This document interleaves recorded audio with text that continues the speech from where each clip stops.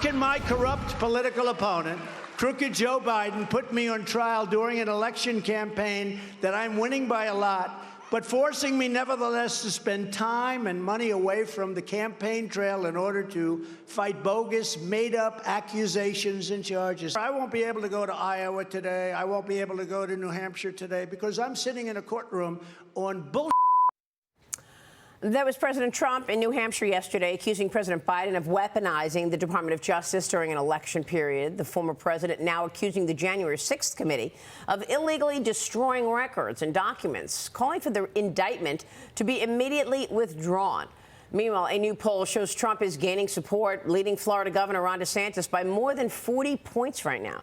Joining me now is Wisconsin Congressman Scott Fitzgerald. He's a member of the House Judiciary and Financial Services Committees. Congressman, it's good to see you. Thanks very much for being here. Good to be with you, Maria. Well, you're on the Judiciary Committee. What can you tell us about all of these charges against President Biden and his family right now in the midst of all of these other charges against Trump?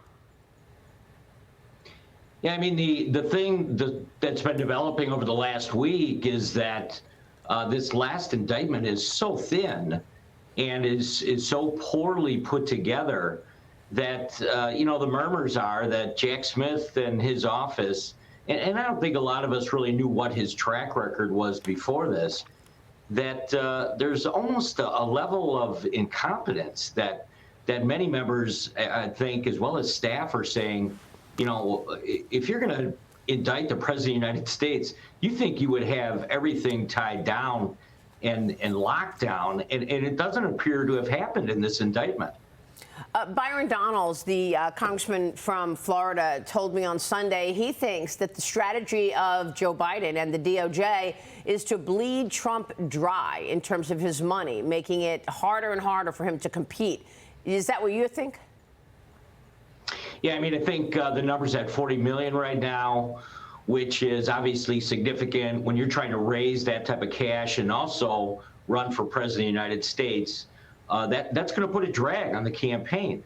So, what Byron is saying, I think, is what a lot of other people are thinking is, yeah, that's part of the strategy. I don't think there's any doubt about that.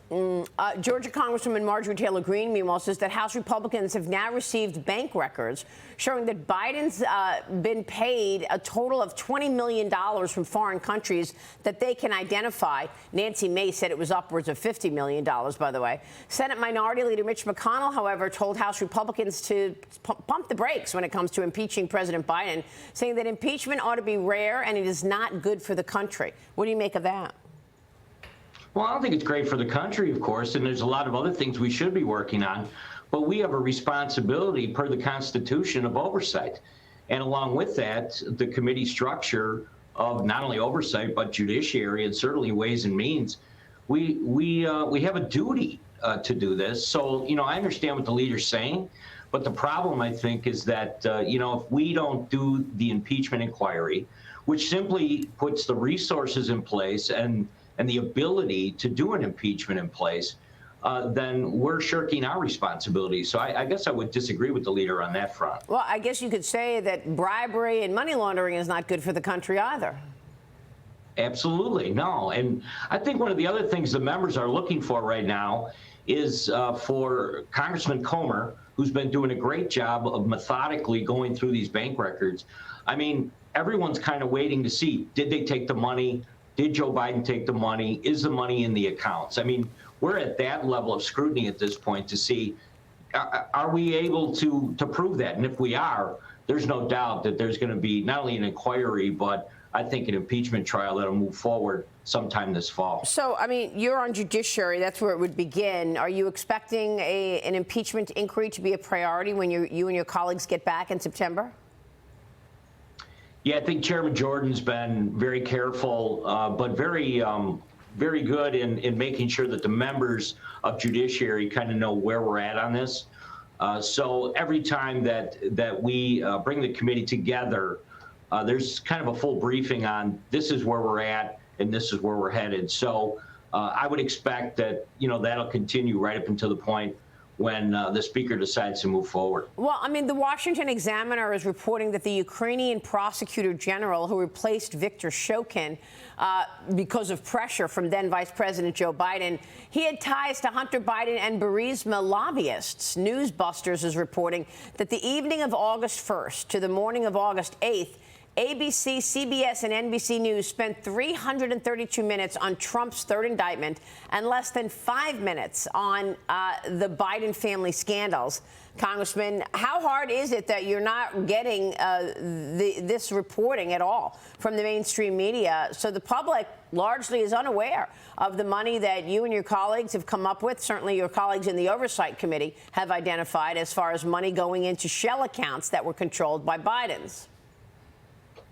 Yeah, I mean, Viktor Shokin is obviously at the forefront, and certainly the president was bragging about his power and influence related to that situation. Everybody's been asking for a long time, where does that money come from? And is that part of what ultimately the Oversight Committee can kind of dig into? I think at the end of the day, what you're going to see is it's anywhere from 9 to 20 accounts.